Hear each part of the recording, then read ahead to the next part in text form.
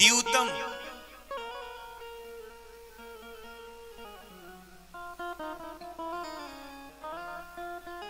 जो व्यक्ति जुआ खेलता है, जुआ मतलब ताश पत्ते, वो कोई भी व्यक्ति हो, कितना ही बड़ा सेठ हो, जुआ खेलने वाले व्यक्ति का धीमे धीमे नाश होना निश्चित है। ये लिख के ले लीजिए आप, जो कोई भी हो। अब आप प्रमाण मांगो कि किसने जुआ खेल के किसका नाश हो गया, तो हम तो संसारिक बात करेंगे नहीं, आपको स्पष्ट बताएं। कौरवों और पांडवों के मध्य में क्या खेल हुआ था? हैं? कभी सत्संग में बैठे, कभी सत्संग में सुने, कभी सत्संग। इसलिए कहते हैं कितने ही बड़े आदमी हो जाओ, कितने करोड़पति हो जाओ, सत्संग का आश्रय लेके रखना अगर जीवन अच्छा बनाना है तो।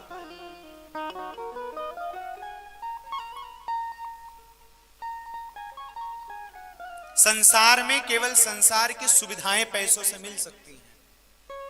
फिर आप एक बात याद रखना, यहां से भी कहीं जाना है, उस रास्ते को, उस सफर को सुंदर बनाना है हम सबको। यहां तो भाई जैसे तैसे चल जाएगा, यहां आप कैसे कमा रहे हो, कैसे खा रहे हो, कैसे खिला रहे हो, अलग विषय है।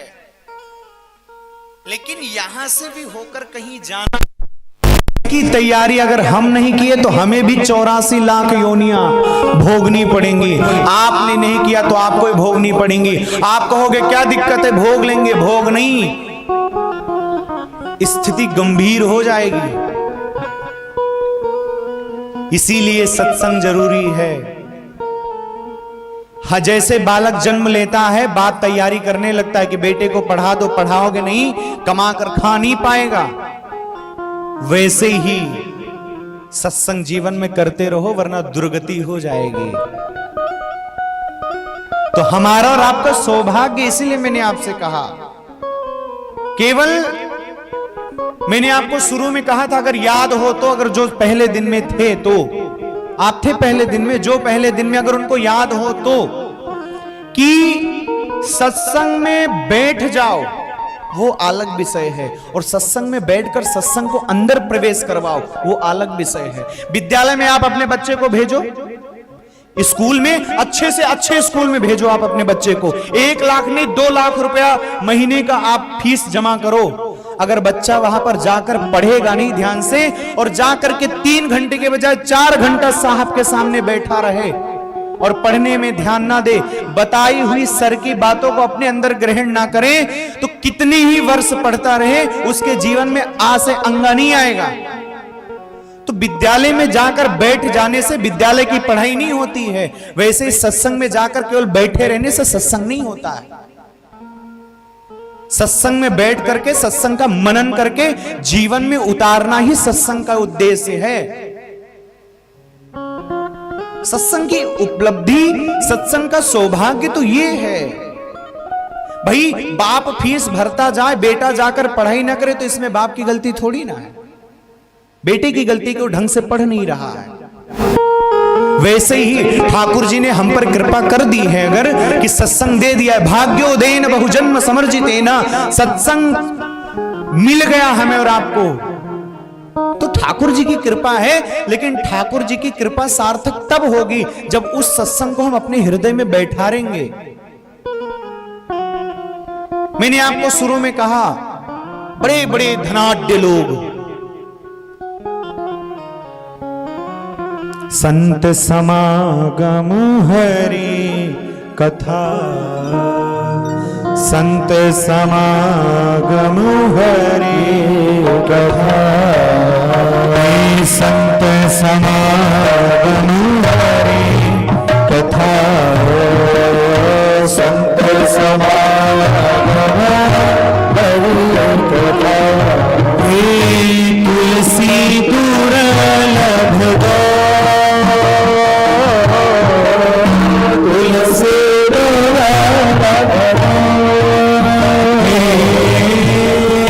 तुलसी दुर्लभ,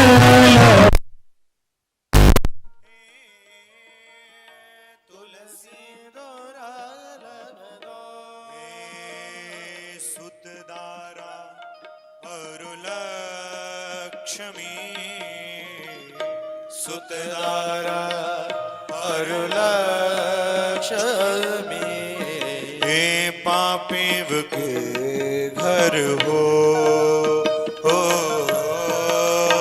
पापीव के घर हो। इसलिए ये हमारे पास आपके पास कितना बैलेंस है ये देखना है, लेकिन हमारे पास अध्यात्म का बैलेंस कितना है, हमारा हृदय कैसा है, हमारे हृदय में सत्संग का कुछ असर है कि नहीं है। क्योंकि जीवन में संत सद्गुरुदेव की कृपा से श्री वेदव्यास जी भगवान ने इसी बात पर पहला प्रकाश डाला कि कलयुग का 4 जगह स्थान है। द्यूतम पानम स्त्रियां सोना। द्यूतम अर्थात जुआ खेलना। जो व्यक्ति जुआ खेलता है, जुआ बोले उसका क्या होता है? बोले ज्यादा कुछ नहीं होता है। जुआ खेलने वाले का धीमे धीमे धीमे धीमे जो सट्टे पर पैसा लगाकर जुआ खेलते हैं, धीमे धीमे नाश होने लगता है घर का। जुआ इतनी खराब चीज है कि स्त्रियों की इज्जत भी फंस जाती है। इसका प्रमाण कौरव और पांडव सीधे हैं। कौरव और पांडव के मध्य में जुआ ही हुआ था महाराज। जुआ होने के प्रभाव से क्या हुआ कि द्रौपदी की साड़ी को दुशासन खींचने लगा। क्यों? क्योंकि पांडवों के पास अब कुछ लगाने को नहीं था। पांडवों ने लगा दिया कि मैं द्रौपदी को रख रहा हूं।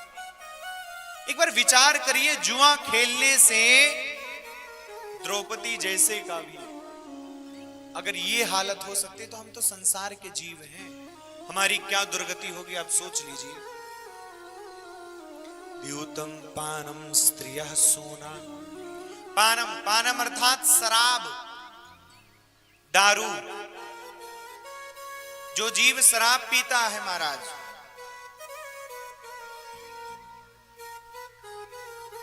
शराब पीने वाले व्यक्ति का क्या होता? अब आपको बताएं हम, ये बातें किसको बुरी लगेंगी? जो ये काम करते हैं। लुटेरे के सामने ईमानदारी की बात करोगे तो लुटेरे का कलेजा जलने लगेगा कि बताओ ये क्यों ईमानदारी की बातें कर रहा है। क्योंकि वो चोर है, उसको चोरी वाली बातें समझ में आएंगी। उसको ईमानदारी की बातें पाठ समझाओगे उसको समझ में नहीं आएगा। तो शराब, बोले शराब पीने वाले व्यक्ति का क्या होता है? बोले उसका केवल परिवार नहीं, वंश तक का नाश हो जाता है। इसका प्रमाण स्वयं यदुवंशी हैं भागवत जी में। यदुवंशी कौन? जो भगवान के ही वंश के हैं। लास्ट में वारुणी नामक की मदिरा का पान करके आपस में लड़ के मर गए। भाई भाई लड़ गए, एक दूसरे को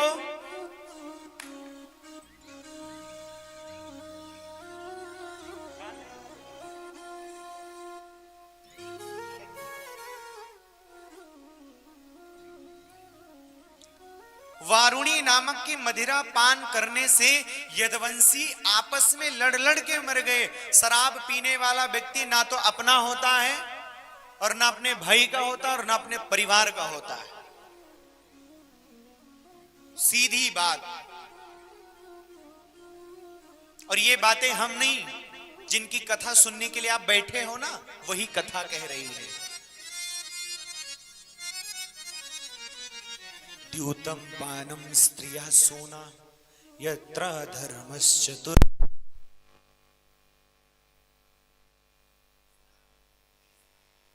चरित्रहीनता। चरित्रहीनता मतलब किसी भी पराई स्त्री को देखकर आपके मन में गलत दृष्टि दिख जाना, किसी भी पराये पुरुष को देखकर आपके मन में गलत दृष्टि आ जाना, तो फिर कहते हैं जीवन में उसका भले कितना अरबपति व्यक्ति, भले सोने की लंका थी रावण के पास, उससे अमीर कौन होगा? हमारे पास कितना सोना होगा, उसके पास सोने की लंका। आप कल्पना नहीं कर सकते इतना सोना। लेकिन एक बार केवल सीता जी को दृष्टि से देखा कि इसको मैं अपनी पत्नी बना लूं, लंका सहित नाश हो गया, वंश सहित नाश हो गया। चरित्रहीनता करने वाला व्यक्ति ना तो खुद सुखी रह सकता है और ना अपने परिवार को सुखी रख सकता है। और चौथा है सोना। सोना अर्थात कि जो व्यक्ति अपने स्वाद के लिए मांस मदिरा का रसस्वादन करता है, मतलब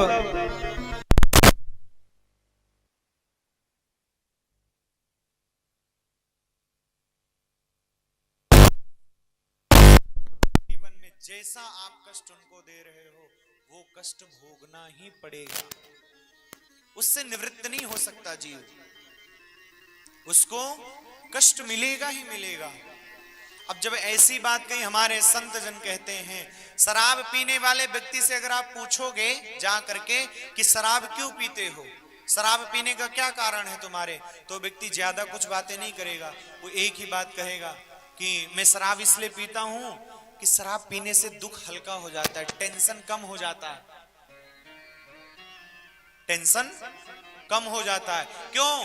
क्योंकि टेंशन इसलिए कम हो जाता है क्योंकि इन लोगों ने मूवियां देखी हैं और उन्होंने सुना है हमें पीने का शौक नहीं, पीता हूं गम भुलाने को। लेकिन हमारे संत जन कहते हैं जाम पर जाम पीने से क्या फायदा। देखो, हमारी बातें आपके लिए बुरी जरूर हो सकती हैं, पर मेरी बात आपके जीवन के लिए बुरी नहीं होंगी। आप हमारी बातों को सुनकर जीवन में उतार लोगे, आज नहीं कल आप लिखवा लो मेरे से, आप स्वयं आकर कहोगे कि भागवत जी के कहे हुए शब्दों पर मैं अपने जीवन को चलाया, मेरा मन सुखी है, मेरा तन सुखी है, मेरा पूरा परिवार सुखी है। ये भागवत की प्रेरणा है कि जाम पर जाम पीने से क्या फायदा, शाम पीते सुबह उतर जाएगी, पीना है तो पी श्याम नाम का प्याला, ये जिंदगी को सुधार जाएगी। बोले आप शराब पियोगे तो शाम को पियोगे सुबह उतरेगी, सुबह पियोगे शाम को उतरेगी, पर गलती से वे कृष्ण नाम का प्याला पी लिया, जो प्याला श्री मीरा जी ने पिया।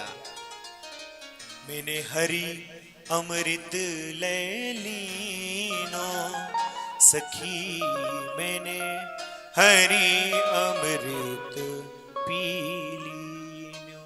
हरि अमृत, मैंने हरि के नाम का अमृत रस स्वादन कर लिया है, अब मुझे संसार नहीं मार सकता, मैं संसार से नहीं हार सकता, मैं संसार से नहीं लड़ सकती, क्योंकि मीरा जी ने कृष्ण नाम का अमृत पिया है।